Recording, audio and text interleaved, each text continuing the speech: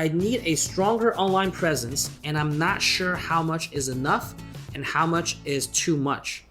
Well, I would venture to say that too much online presence is never a thing. You can't really have too much online presence. But I would say the only time that you would feel there's too much online presence is if you cannot handle the volume of orders that's coming in on the back end, right? So stronger presence is always a good thing, provided that you can fulfill the orders that are coming in. So this really depends on what stage of your business you're in. If you're just starting out, you definitely want to get more business and you need a stronger online presence. So definitely make a Facebook page, be active on social media, on Instagram, and show pictures of what you can do, right? But if you feel that you have too much of an online presence, that's usually predicated by the fact that you might be so busy fulfilling orders or not have enough capacity to be able to fulfill the orders that are coming in. So you really need to be the judge of that. You really need to be the gauge for that.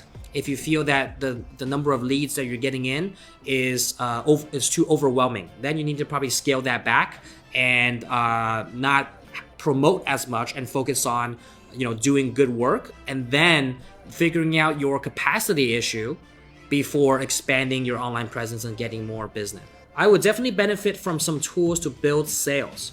I work alone at my shop, so I am needing maybe an online or a web hosted tool possibly.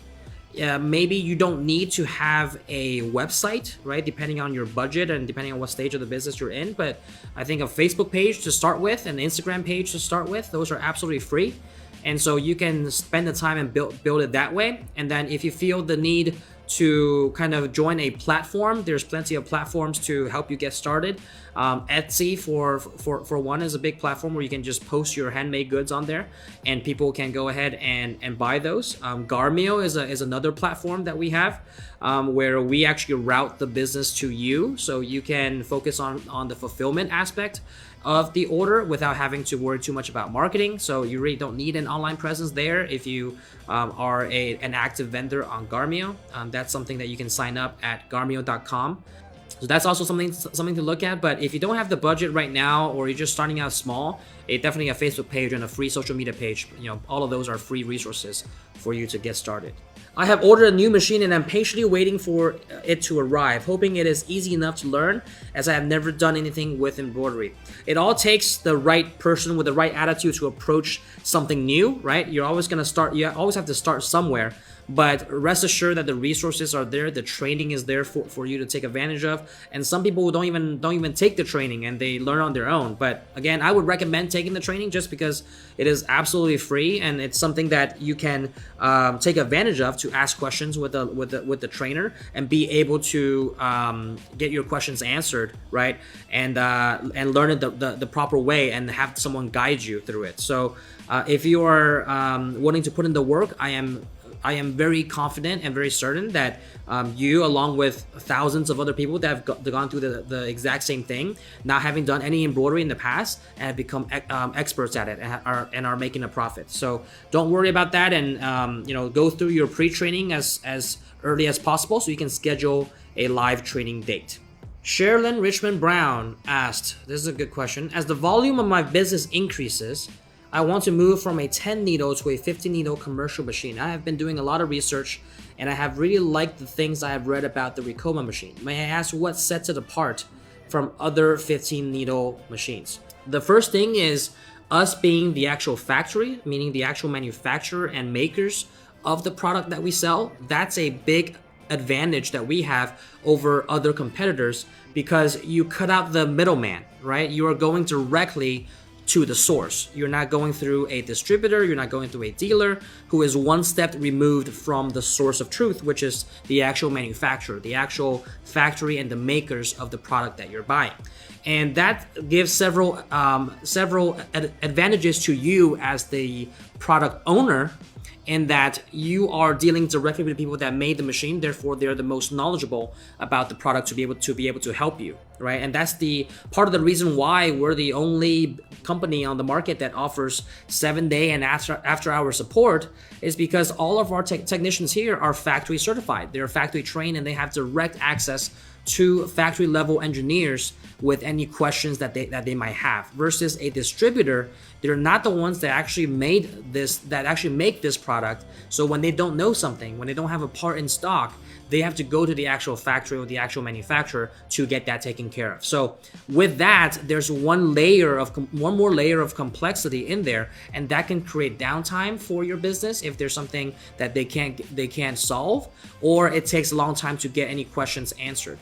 Miguel Santos asked, what is the best embroidery store to purchase supplies such as thread, bobbins, etc.? So we work with Amon USA a lot, so you might want to check them out. That's AMANNUSA.com. There's also other supply stores that you can check out. I know that All Stitch is also another one. That might be a good one to check out for some supplies as well. We are outgrowing our 1501 TC. Would it be better to trade in / sell it and go to a 1502, or just purchase another 1501 TC?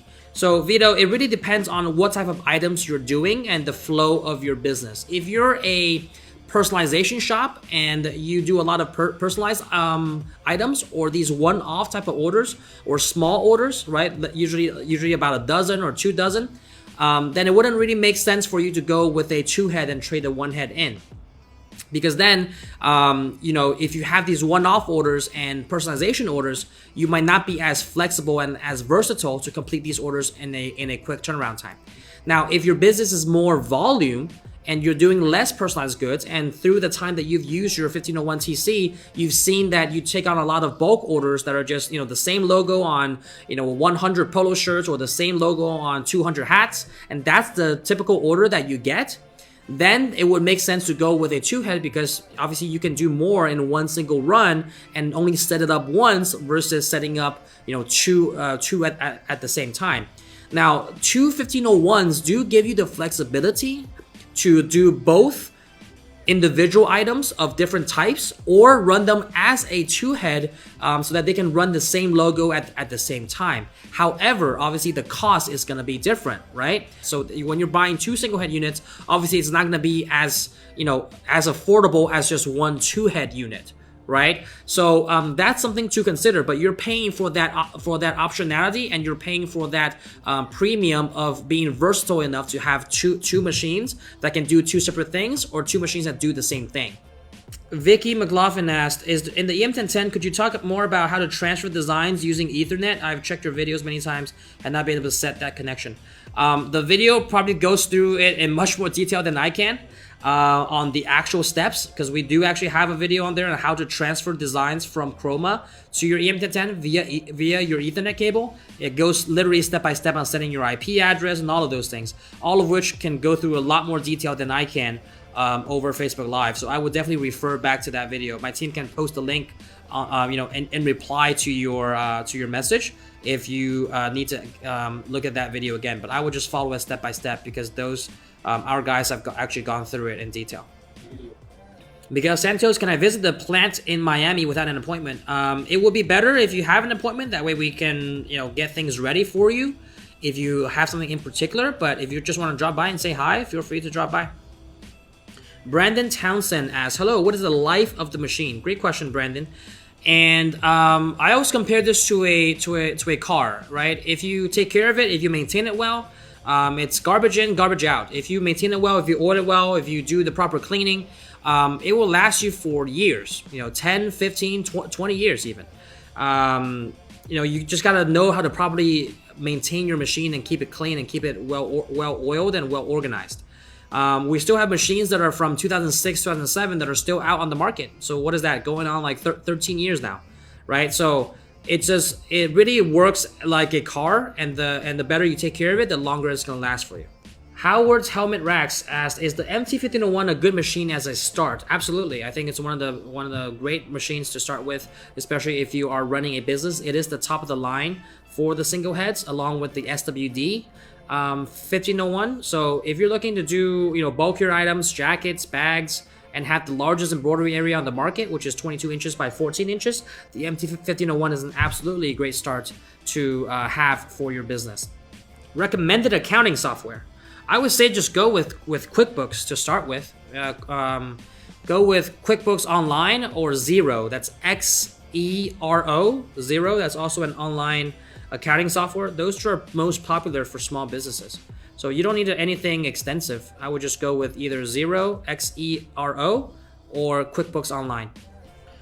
Carlos Diaz asks, can I try Chroma? Do you have some trial software? Yes, so you can actually download Chroma on a trial. The only difference, you have full functionality on the trial. You just can't export any designs, right? Obviously, you know, you would have to pay to be able to do that, but you can play around with it and design it and design it and be able to kind of see the functions and play around with the interface and see if you like it before purchase.